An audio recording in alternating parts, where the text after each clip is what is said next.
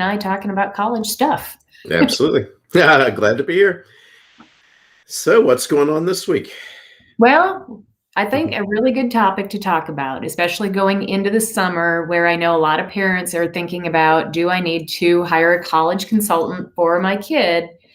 Because they're now going to be a junior, they're now going to be a senior.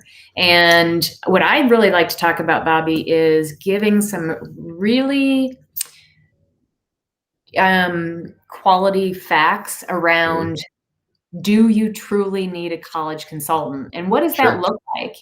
What's I tell the story all the time, which you've heard it, where a friend of mine looked over at me and she's like, oh my gosh, have you signed Chris up for SATs and Mhm. ACTs? And I was like, no, and I had no Mhm. idea that I was supposed to do it. Mhm. Right, that's where that swirl starts. So Absolutely.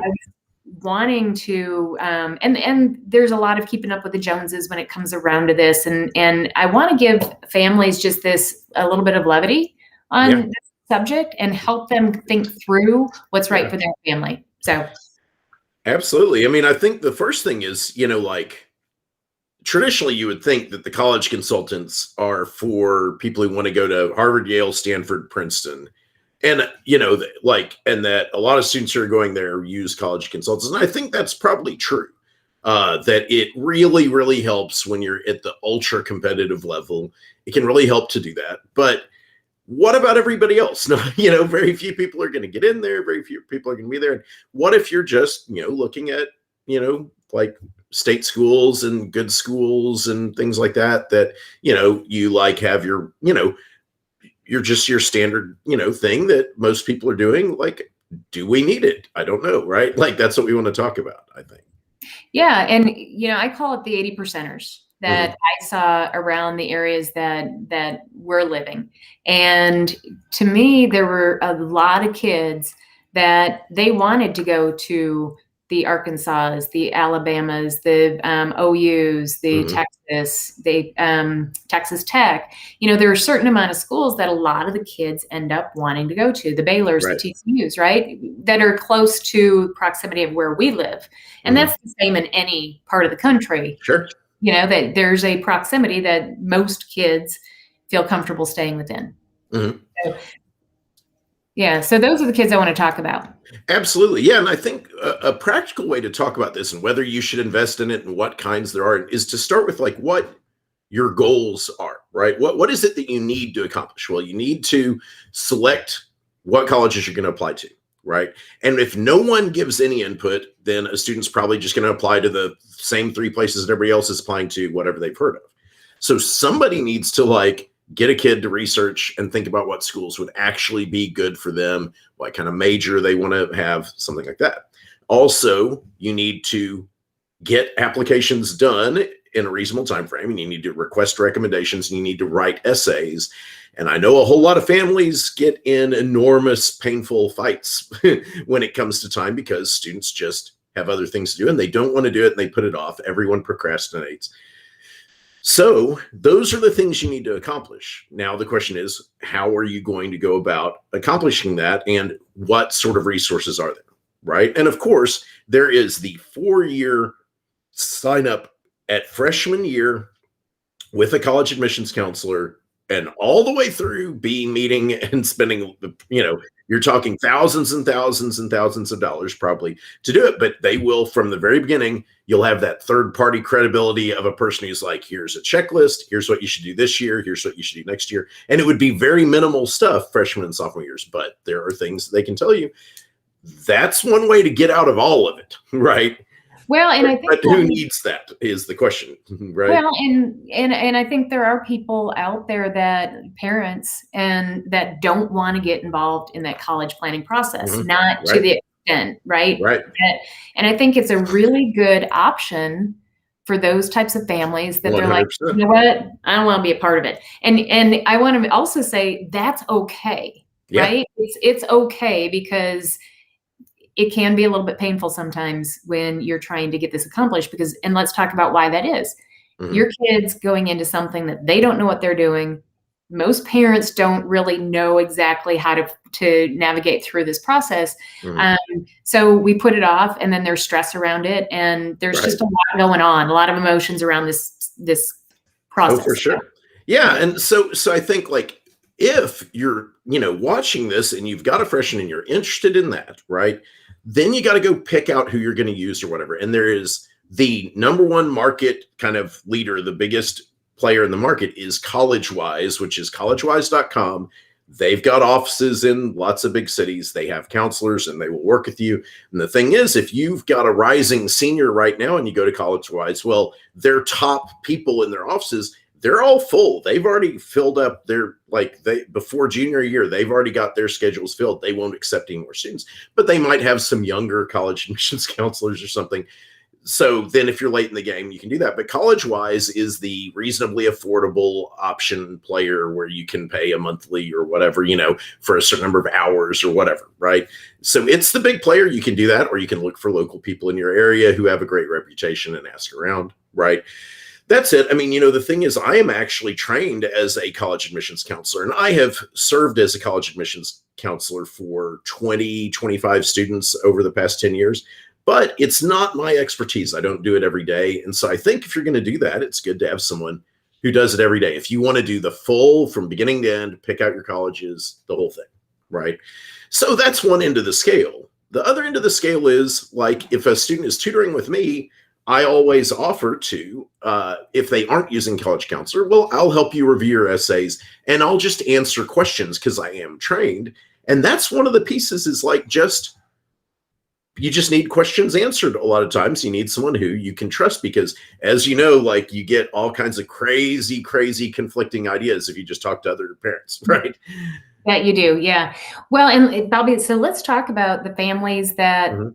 decide, you know what, I'm a mom. I'm really interested in helping my student through this Mhm. process. And there's enough information out there that I think that you can get involved in that. But there are probably going to be some pieces that you feel like your student needs help with versus others. So Yeah. let's talk a little bit about that. Because I look at, a lot of the kids that are, their expectation is they're going to go to college from the Mhm. minute they're born, right? Right. A lot of Yeah. times you're dealing with families that their parents have gone to college. Of course. So, a lot of the families that I work with, the kids are pretty good students. Mhm. They've got good grades. They test scores. That's a mixed bag because Right. everybody tests different. But they've got Sure. good grades. So, a lot of them they can get into the state schools. They're Mhm. already getting the minimum that they can get in. And Right. if that's the school they want to get to, then let's talk about what type of help we need to be looking for. Because I look at the test scores. I mean, that's a big one. Right. Yeah. Oh, absolutely. And so that's the thing is when you I think now in today's environment compared to 20 years ago, now you can get a lot of information on your own from good searching and going to the right places and being members of the correct Facebook groups and things like that. And but you can pick out pieces of this, like you're saying, right? Uh, a good SAT or ACT tutor like me, if you're working with somebody like that, they probably can help with essays, and then that takes care of a piece of it. The other piece is selecting colleges and evaluating and deciding between colleges. And in order to do that, you need to go visit some colleges and you need to know what your strengths are and what major you might want to be in, which is your role, right? And so a student could, you know, and this happens a lot with my students is, they'll say, like I send them to you, they figure out their strengths and say, figure out your strengths and what kind of major you'd want to be in. That automatically gets them interested in colleges and thinking about it. And then you can kind of see what they do, see how much motivation they have to figure some things out on your own and answer questions as you go and decide later, whether you need to sign up with, one of those sorts of programs or something. But I think if you piece it out, you've got to not just look at the two colleges that everybody's going to, and you've got to think about your strengths, and you've got to have somebody who's good, who understands what to do with essays. I think that's really important because I think so many students nowadays with this test optional thing, right? There are a lot of students who are applying to schools without standardized tests because schools are allowing test optional. If you have a good GPA, you can do that. But if you take out the standardized tests, all that you've got left to evaluate is grades, transcript, essays, recommendation letters, and the activities and leadership that you're in. That's it. So suddenly essays become, and all these things become much more important. Whereas if you're just applying with a score, like, the traditional thing is you have your test score and your GPA. They calculate a number based on that, and they put you in the accept pile or the reject pile or in the middle pile of we're not sure, right? And if you're in that middle pile, that's when essays, recommendations, and all that stuff becomes super important. But otherwise, you just get accepted or rejected based on your scores if you're that much higher or lower than the range. Right. And let's not forget, for the kid that has the GPA, they have the scores already just to get them in. Mm-hmm. Yeah. Right. They're accepted, and we know they're accepted because they've hit the minimums, right? Right. However, something like my son, what we ran into is to get the scholarship. Right. He needed the extra 2 points on his ACT to hit that. So, that's, years ago when we reached out to you, Bobby, and said, how can you help my kids? So we cherry picked and said, you know what, we've gone to all the schools. We know which ones he wants to go to. Right. Now let's get the test score. So, it made sense for my family just to use you. Absolutely. And I have so many parents who do come with that. They're like, we've done all the other stuff. We figured out the colleges. And I think nowadays you can do that. If the student's interested and does the work, we know these are the colleges you want to go to. We know that we are accepted to all these. And then, if we get a 29 or a 31 or whatever on the ACT, then we get this enormous scholarship. And they come to me and say, we want those 2 points, right? And that's it, and so that's a very common thing. And so that's, I think, a good way to approach this is like, go do some research, go see what, the requirements are and see what you actually need, and then pick and choose, exactly like you're saying, the person who can help with that specific part of it. Well, and you brought up another really good point. Let's say we've got the kid that has the grades, doesn't have the test scores they need quite yet, or they're doing the test optional. So essays become really important. Oh, absolutely. And, and that's also a story from mine. Like, when I got out of college, I applied for law school, and I was accepted to 3 law schools that I applied out of 5 that I applied to or whatever. And I was not offered any scholarships. And I had just written my own application, wrote my own essay, didn't have anyone look at my essay because I was very overconfident. 2 years later, after working as a CPA for 2 years, I applied to law school again. And that time I went and purchased books about essays for law school and wrote a much, much better essay and had other people look at it. And suddenly that time around, I was awarded a full scholarship, a full tuition scholarship from the same place where I had gotten no offer before. And it was 100% because the scholarship awarding committee looked at the essays and chose me. And they told me that they chose me because of my essay. And so that's how important essays can really be. Maybe not just get it for getting in, but for getting scholarships. That's where they look at those things, a lot of times. Yeah, and you're bringing up a really good point, and that is too, the kids that are taking the time going after the scholarships. Let's give them as much opportunity to get those, because getting scholarships takes a lot of work. Yeah, you're sitting down, you've got to really go through that stuff and come up with killer essays. So again, that would be, I think, an opportunity for families to reach out to an essay writing coach and get the help. Yeah. And I think you can find local people who specifically specialize in that. That's pretty easy to do. And you can get that through recommendations. Always, your high school's Facebook group is a great place to ask for recommendations like that. And I think CollegeWise does have those options. CollegeWise has the full thing or the just help me with essay writing. Like, that is an option. They will totally do that. So there are some, it doesn't have to be this thing where I pay this person $10,000 or $5,000 to help my kid forever. You can do it in a very affordable way, I think. Right. But I just think the important thing is to think about it and I think as we start out with the goals you're trying to achieve, think about how we're going to achieve those goals, right? Avoid the fights with your kid, right? Or if you're going to be having fights about this, then get a third party who is credible, who will convince your kid that they need to do it, right? Have they chosen colleges?